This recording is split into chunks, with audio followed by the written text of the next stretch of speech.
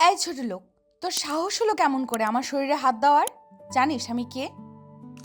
Sorry ma'am, আমি ইচ্ছে করে কিছু। ইচ্ছে করে মানে? এই ছোট লোক, আমি নিজের চোখে দেখেছি তোর হাত আমার বুকের উপর লেগেছে। মেয়েদের দেখলে এই লুচুগিরি করতে ইচ্ছে করে, তাই না? আপনি আমায় ভুল ভাবছেন, আমি ইচ্ছে করে কিছু করিনি। আমি সিট থেকে উঠতে গিয়ে আপনার সাথে আমার লেগে গেছে। Shut up! তোদের মতো ছেলেদের কারণে পাবলিক ট্রান্সপোর্টে কোথাও যাওয়া যায় না, রাস্কেল। এক হাত নিচের গালের উপর দিয়ে মাথাটা নিচু করে ফেলে অয়ন। অথরা অয়নের দিকে অগ্নি দৃষ্টিতে তাকিয়ে আছে। অথরার রাগটা এখনো কমেনি। অথরা নিজের অফিসে যাবে বলে বাড়ি থেকে বের হয়। মাঝপথে এসে অথরার গাড়ি নষ্ট হয়ে গেছে। গাড়িটা নষ্ট হয়ে গেছে দেখে অথরা পাবলিক ট্রান্সপোর্ট অর্থাৎ বাসে করে অফিসের দিকে রওনা দিল। অথরা যেই সিটে বসেছে ঠিক তার পাশের সিটে অয়ন এসে বসেছে। বাস আচমকা ব্রেক কষতেই অয়নের হাত ভুল করে অথরার বুকের উপর লেগে যায়। তারপর যেটা হবার ছিল সেটাই হলো। অথরা অয়নের দিকে অগ্নিদৃষ্টিতে তাকিয়ে ফিসফিস করে বলল, পাবলিক ট্রান্সপোর্ট দেখে বেঁচে গেছিস। অন্য কোথাও এমন কাজ করলে না কি যে করতাম আল্লাহ জানে।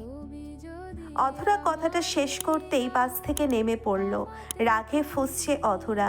সকাল সকাল এমন একটা পরিস্থিতিতে পড়তে হবে তার, সেটা যেন অধরা আশাও করতে পারেনি।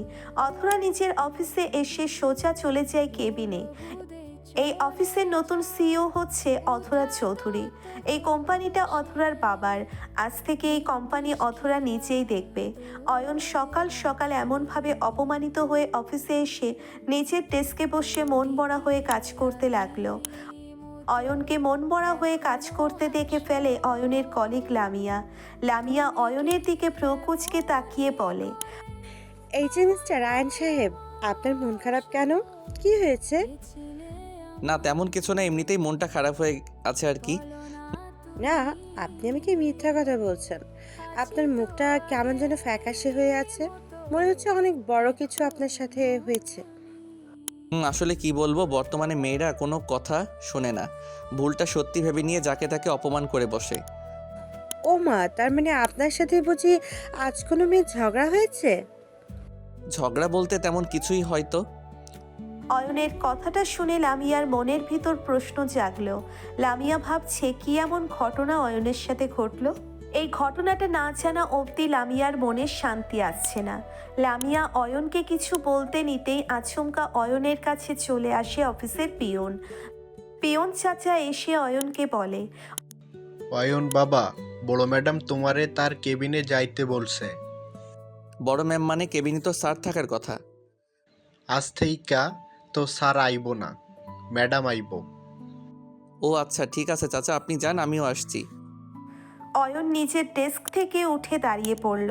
হঠাৎ করে বড় ম্যাম অয়নকে তার কেবিনে ডাকছে কেন? প্রশ্নটা অয়নের মনকে নাড়িয়ে দিচ্ছে। অয়ন খানিকটা অপ্রস্তুত হয়ে বসের কেবিনের সামনে যেতেই চমকে উঠল। অয়ন বসের চেয়ারের দিকে তাকিয়ে চমকে উঠেছে ভীষণ। অয়ন যেন মোটেও আশা করতে পারেনি এমন কিছু সে দেখবে। অয়ন বসের চেয়ারে দেখল সেই বসের রাগী মেয়েটি বসে আছে। অয়ন বসের চেয়ারে দেখল সেই বাসের রাগী মেয়েটি বসে আছে। এই মেয়ের সাথে অয়নের সকালবেলা ঝামেলা হয়ে যায়। অয়ন ভয় ভয় কণ্ঠে বসকে উদ্দেশ্য করে বলল, ম্যাম আমি কি আসতে পারি? আপনাকে আমি নিজেই ডেকেছি, ভেতরে আসুন। জি ম্যাম। ম্যাম আমি সত্যি আন্তরিকভাবে দুঃখিত। সকালে যে অপ্রত্যাশিত ঘটনাটা ঘটে গিয়েছে ওটার জন্য আমি লজ্জিত। পাবলিক বাসে উঠে মেয়েদের বুকে হাত দেওয়াটা অপ্রত্যাশিত ঘটনা কেমন করে হলো? হ্যাঁ মানছি, সেটা আমার কাছে অপ্রত্যাশিত, তবে আপনার কাছে না, কারণ আপনি জেনে বুঝে করেছেন। না ম্যাম, বিশ্বাস করুন আমি জেনে বুঝে কিচ্ছু করিনি। আচমকা বাস ব্রেক। শাট আপ মিস্টার, আমি এখানে আপনার বাজে কথা শুনতে আসিনি, কাজের কথা বলুন। ফাইল নাম্বার 18 কি আপনি দিয়েছেন? জি ম্যাম আমি দিয়েছি, কিন্তু কেন মিস? স্যার তো বলেছে ওটা ঠিক আছে। Shut up! এত কথা বলেন কেন? এটা কি কাজ করেছেন দেখুন। অধরা অয়নের ফাইলটা হাতে নিয়ে সজোরে অয়নের মুখের উপর ফাইলটা ছুঁড়ে মারল। ফাইলটা অয়নের মুখের উপর এসে সজোরে আঘাত করল। ফাইলের এক কোণ এসে অয়নের কপালে লেগে যেতেই বেশ খানিকটা জায়গা কেটে যায়। অয়ন ফাইলটা এক হাতে নিয়ে অন্য হাত নিচের কপালের উপর দিয়ে অধরার দিকে ছলছল চোখে তাকালো। অয়নের কপাল থেকে কিঞ্চিত পরিমাণে রক্ত বের হচ্ছে। অধরা এসব পাত্তা না দিয়ে অয়নকে বলে উঠল, এই ফাইলটা আরো 10-12 বার চেক করে জমা করবেন। কোনো ভুল যদি থাকে তবে আপনার চাকরি গেল। জি ম্যাম, আমি এখনই এটা ঠিক করে দিচ্ছি। কথাটা মাথায় থাকে যেন। অয়ন অধরার কেবিন থেকে মাথা নিচু করে বেরিয়ে আসলো। মাথাটা ঘুরছে অয়নের। অয়ন বেশ ভালো করেই বুঝতে পারছে অধরা তার সাথে এমন আচরণ করছে কেন। অয়ন বারবার করে সরি বলার পরও কোনো লাভ হয়নি। অধরা অয়নকে সেই ভুল বুঝে অয়নের সাথে রুড বিহেভ করছে। অয়ন নিজের ডেস্কে এসে বসতেই লামিয়া অয়নকে উদ্দেশ্য করে কৌতূহলী কণ্ঠে বলে উঠল, এই কি আয়ান সাহেব, আপনার কপালটা ছিঁড়ে গেল কেমন করে? সকালেও তো ঠিক ছিল। না, আসলে একটু লেগে গেছে ফাইলের সাথে, তেমন কিছু না। ফাইলের সাথে এমন করে লেগে যায় নাকি? লেগে যায়। আচ্ছা, কথা পরে বলবো, এখন একটু কাজ করে নেই। ঠিক আছে, করুন কাজ, কিন্তু আমার প্রশ্নটা কিন্তু প্রশ্নই থেকে গেল। লামিয়ার প্রশ্নের কোনো উত্তর অয়নের কাছে নেই। আর অয়ন যদি এখন লামিয়াকে সব সত্যিটা বলে দিতে চায় তবে অয়নের মান সম্মান চলে যাবে। এখানে লামিয়ার কিছুই হবে না। অয়ন মুখ বুজে ফাইল চেক করতে লাগলো। ফাইলটা চেক করে আবারও বসের কেবিনে গিয়ে অয়ন বসকে বলল, ম্যাম, আসবো? ফাইল চেক করা হয়েছে? জি, এই নিন দেখুন। ফাইলটা না হয় পরে দেখব, কিন্তু আপনার কপালে যে রক্ত শুকিয়ে আছে এটা কেমন করে হলো? জানি না, হয়তো ফাইলের সাথে লেগে এমন হয়ে গেছে। অফিসটা কি আপনার পৈতৃক সম্পত্তি? মানে আমি বুঝতে পারি না, আপনারা সবাইকে অফিসটাকে আড্ডা মহলে পরিণত করে দিয়েছেন। সরি ম্যাম, আমি বুঝতে পারলাম না আপনি কি নিয়ে কথাটা বললেন। আপনার না এই একটাই সমস্যা, আমার কোনো কথার মানেই আপনি বুঝতে পারেন না। আপনাকে বোঝাতে গিয়ে এখন আমায় পাগল হয়ে যেতে হবে। ম্যাম, আপনি একটু ক্লিয়ার করে বললে আমি বুঝতে পারবো। আপনি আর মিস লামিয়া অফিস টাইমে প্রেমালাপ শুরু করে দিয়েছেন কেন? বলি, মাস শেষে মাইনেটা কি এইসব করার জন্য দেওয়া হয়? আপনাদের মতো মাথা মোটা লোকদের জন্য আমাদের অফিসের আজ এই অবস্থা। ম্যাম, সবাই তো কথা বলে, তাছাড়া আমরা তো কাজের বিষয়ে। Shut up! আপনার এত সাহস কেমন করে হয়? আপনি আমার মুখে মুখে তর্ক করছেন। ইচ্ছে করছে এখনই আপনার জিভটা টেনে ছিঁড়ে ফেলি। ম্যাম, আমি জানি আপনি আমার সাথে কেন এমন করছেন, কিন্তু বিশ্বাস করুন, আমি ওই ব্যাপারটার জন্য সরি। আপনি আমায় ক্ষমা। অয়ন কথাটা সম্পূর্ণ বলার পূর্বেই অধরা টেবিলের ওপর থেকে একটা কলমদানি নিচু হাতে নিতে অয়নের দিকে ছুঁড়ে মারে। অসাবধানতা বশত সেই কলমদানিটা এসে অয়নের কপালে এসে লেগে যায়। অয়নের কপালে কলমদানি এসে আঘাত করতেই অয়ন মাথাটা ঘুরে পড়ে যায় ফ্লোরে। অয়ন কখনো এমন আঘাত নিজের মাথায় পায়নি, যার কারণে অয়ন নিজের তার সামলাতে পারে না। অয়ন নিজের তার সামলাতে না পেরে মাটিতে পড়ে গিয়ে কিছু সময়ের জন্য সেন্স হারিয়ে ফেলে। মিনিট 10 পর অয়নের জ্ঞান ফিরল। অয়ন নিজের জ্ঞান ফিরে পেতেই নিজেকে আবিষ্কার করলো বসের কেবিনের সোফার ওপর। অয়ন সোফার উপর থেকে উঠে বসে নিজের মাথায় হাত রাখতেই বুঝতে পারল তার মাথায় ব্যান্ডেজ বাঁধা। অয়ন মাথাটা ধরে আশেপাশে তাকাতেই দেখল কেউ নেই। অয়ন আর অপেক্ষা করল না, নিচের ডেস্কে গিয়ে বসে কাজ করতে শুরু করে দিল। লামিয়া অয়নের পাশেই ছিল, তবে অয়নকে কোনো কথাই জিজ্ঞেস করলো না সে। সন্ধ্যার দিকে অয়ন অফিস শেষ করে অফিসের নিচে এসে দাঁড়াতেই লামিয়া এসে অয়নকে উদ্দেশ্য করে বলল, আয়ান সাহেব, আপনাকে তখন আমি কোনো কিছু জিজ্ঞেস করতে পারিনি। বস আপনার সাথে আমাকে কথা বলতে নিষেধ করেছেন। আমি বুঝতে পারছি না উনি এমন কেন করছেন। সেটা তো আমিও জানি না, কি আর করব বলুন। আমাদের সামর্থ্য নেই, ওনাদের দয়াতেই চাকরি করে নিজের পেট চালাই, তাই মুখ বুঁদে সবটা সহ্য করে নিতে হবে আমাদের। জি, এই কথাটা আপনি একদম ঠিক বলেছেন। আমাদের অনুগ্রহ করে বেঁচে থাকতে হবে। আচ্ছা, আপনি বাড়ি চলে যান, আশেপাশে কোনো গাড়িও দেখতে পাচ্ছি না। কি করছো, বাড়ি যাব? কিছুই বুঝতে পারছি না। আমার বাড়ি তো এখানেই, আপনার যেতে কোনো সমস্যা হবে না। কিন্তু আপনি কেমন করে যাবেন? আমাকে নিয়ে চিন্তা করবেন না, আল্লাহ যখন পা দিয়েছে হেঁটে হেঁটে চলে যেতে পারবো। আপনি সাবধানে যাবেন, ঠিক আছে? ঠিক আছে, আপনিও সাবধানে যাবেন। লামিয়া অয়নের থেকে বিদায় নিয়ে চলে যায় নিজের বাড়ির দিকে। অয়নও নিজের মতো করেই রাস্তায় হাঁটতে লাগলো। অন্ধকার তেমন হয়নি, তবে এখনই হয়ে যাবে। রাস্তার পাশে গাড়ির জন্যে অপেক্ষা করলে শুধু শুধু সময় নষ্ট হবে। এর থেকে ভালো হবে যদি অয়ন নিজেই পায়ে হেঁটে চলে যায়। অয়ন হাঁটতে থাকে আর ভাবতে থাকে অথরার এমন ভয়ঙ্কর রূপ থেকে কখন সে মুক্তি পাবে। অথরা যেমন ব্যবহার করছে তার সাথে এমন ব্যবহার করলে অয়ন বেশি দিন এখানে চাকরি করতে পারবে না। অয়নের মাথাটা এখনো ঝিম ধরে আছে। অয়ন ভাবনা বন্ধ করে দিয়ে দ্রুত পায়ে হাঁটতে লাগলো। অনেক দূর হেঁটে যাবার পর আচমকা অয়নের কানে ভেসে আসে গোঙানির শব্দ। কোনো মেয়ে হয়তো এমন শব্দ করছে। অয়ন রাস্তার আশেপাশে ভালো করে চোখ বুলিয়ে নিয়ে দেখলো পুরো রাস্তাটি ফাঁকা আর নীরব। এখানে এমন শব্দ করবে কে, সেটাই অয়ন বুঝতে পারছে না।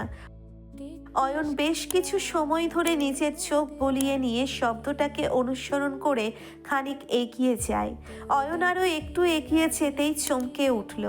অয়ন দেখতে পেল রাস্তার পাশে অধরার গাড়ি পার্ক করা আছে, আর গাড়ি থেকে কয়েক কদম দূরেই কিছু লোক একটা মেয়েকে জোর করছে। এই দৃশ্যটা দেখার পর অয়ন মেয়েটিকে সাহায্য করার জন্য এগিয়ে যায়। অয়ন লোকগুলোকে পেছন থেকে ধাক্কা দিতেই একটা লোক অয়নকে উদ্দেশ্য করে বলে উঠল, এই শালা, চোখে দেখতে পাস না? ধাক্কা দিলি কেন? এই তোরা এখানে কি করছিস? এই মেয়েটাকে নিয়ে এখানে কি করছিস? কি করছি দেখতে পাচ্ছিস না? এই মেয়েকে নিয়ে আমরা মজা করছি। আমাদের বিরক্ত করতে আসিস না, চল কেটে পড়। না রে, আমি তো এখানে কেটে পড়ার জন্য আসিনি। এই মেয়েটাকে নিজ দায়িত্বে এখান থেকে মুক্ত করে নিয়ে যেতে এসেছি। কি বললি? এই তোরা শুনছিস? এই ছেলে নাকি এই মেয়েকে এখান থেকে নিয়ে যেতে এসেছে।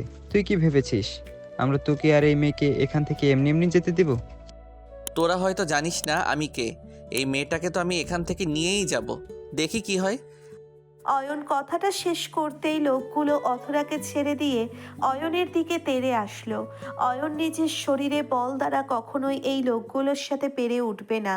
তাই অয়ন প্ল্যান করে ফেললো কেমন করে এই লোকগুলোর সাথে মোকাবেলা করতে হবে। অয়ন নিজের প্ল্যান মতো লোকগুলোর থেকে খানিকটা পিছিয়ে গিয়ে একটা রড তুলে নিল।